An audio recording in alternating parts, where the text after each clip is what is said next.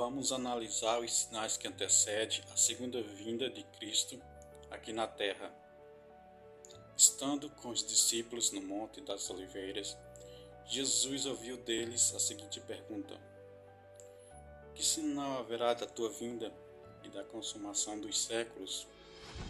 O Mestre, então, enumerou vários sinais indicadores do seu retorno à terra. Alguns sinais destes apresentados tiveram cumprimento inicialmente em Jerusalém e serviram como maquete ilustrativa dos acontecimentos do fim. Outros sinais, porém, estão se cumprindo agora, em nossos dias. Todos os dias vemos e ouvimos nos jornais, rádios e televisões inúmeros acontecimentos. São várias as tragédias: terremotos, chacinas, roubos, engano, crianças abandonadas, doenças, fome, guerras. O que diz a Bíblia sobre esses acontecimentos? Vamos analisar os sinais que antecedem a sua volta em três partes. Primeiro, os sinais no mundo social. Segundo, sinais no mundo natural. E por último, sinais no mundo religioso. Os sinais no mundo social estão descritos em Mateus, capítulo 24, versos 6, 7 e 10.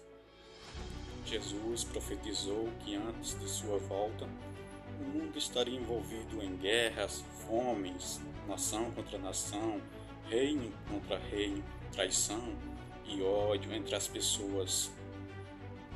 Na segunda carta de Timóteo, capítulo 3, verso 1 a 5, nos fala de tempos difíceis: desemprego, fome, pessoas egoístas, avarentas, pessoas blasfemando de Deus, filhos desobedientes a pais, homens sem domínio de si. Esses sinais no mundo social são provenientes da obra de Satanás e não de Deus. Na segunda parte do nosso estudo, falamos a respeito dos sinais no mundo natural. Mateus, capítulo 24, versos 7 e 29, fala de sinais que estão acontecendo e que já aconteceram. No dia 19 de maio de 1780, o sol escureceu. Esse dia ficou conhecido como o Dia Escuro. Na região leste dos Estados Unidos, tão densas eram as trevas que as lamparinas foram acesas ao meio-dia. A lua, embora fosse cheia, negou-se a iluminar. A ciência não conseguiu explicar esse fato sobrenatural, mas a Bíblia o apresenta como um dos sinais que antecedem a vinda de Cristo. Em 13 de novembro de 1833, ocorreu uma deslumbrante queda de estrela jamais vista. Esses sinais já se cumpriram uma vez, mas antes da vinda de Jesus se repetirão com maior intensidade. Os sinais no mundo natural, como terremotos, enchentes e grandes calamidades que matam milhares de pessoas, indicam que Satanás está agindo até mesmo na natureza. Tratamos da terceira parte do nosso estudo sobre os sinais no mundo religioso. Mateus, capítulo 24, verso 4 e 5, fala sobre o engano religioso que haverá no tempo do fim. Mateus, capítulo 24, verso 11, refere-se ao aumento das religiões. Somente no Brasil existem mais de 1.500 religiões cristãs. No mundo, são mais de 35.000 religiões cristãs.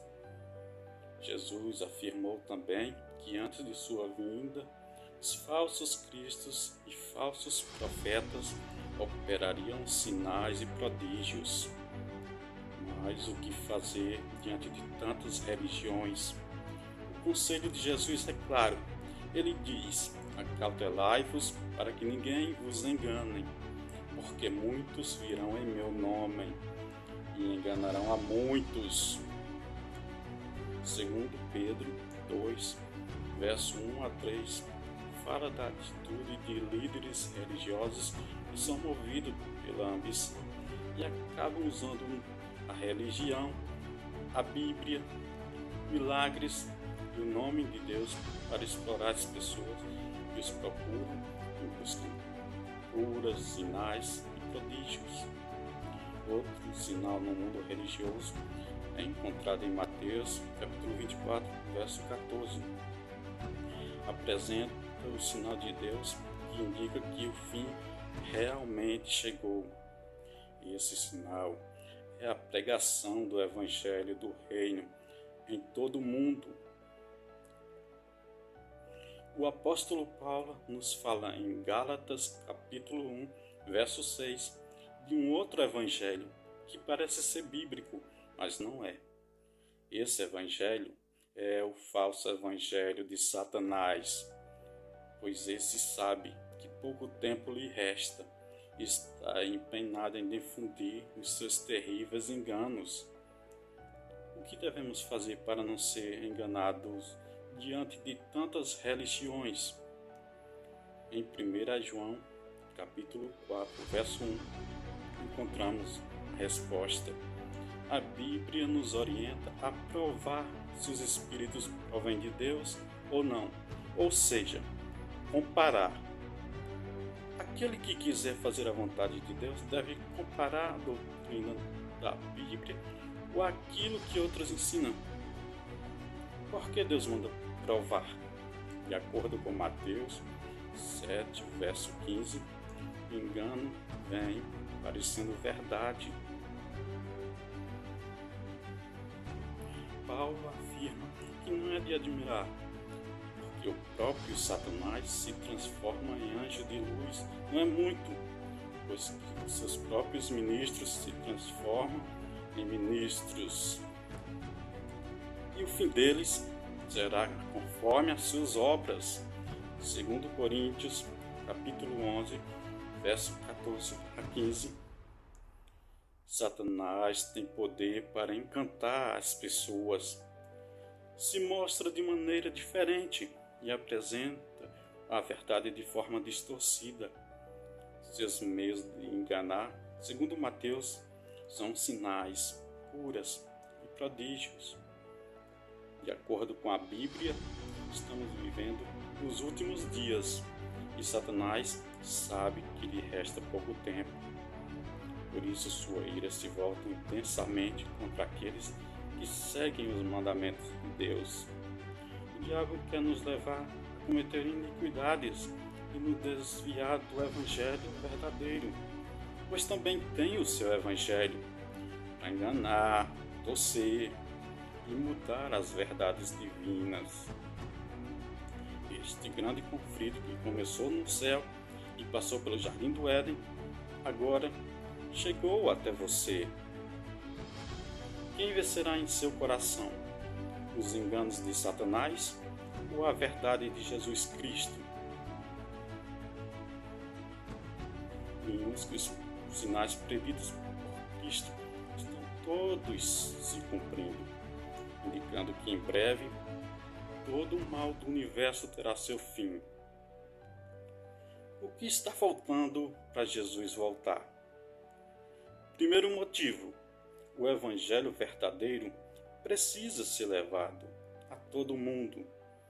Segundo, Jesus está a cada dia dando mais oportunidades. Ele é paciente e espera uma decisão de cada um de nós ao lado da verdade. Lucas, capítulo 21, verso 28, declara que ao começar essas coisas a sucederem, exultai-vos e erguei a vossa cabeça, porque a vossa redenção se aproxima. Continue ouvindo a voz de Deus. Em breve, Vamos contemplar Jesus vindo sobre as nuvens do céu com poder e grande glória. Atente-se para a verdade divina de Deus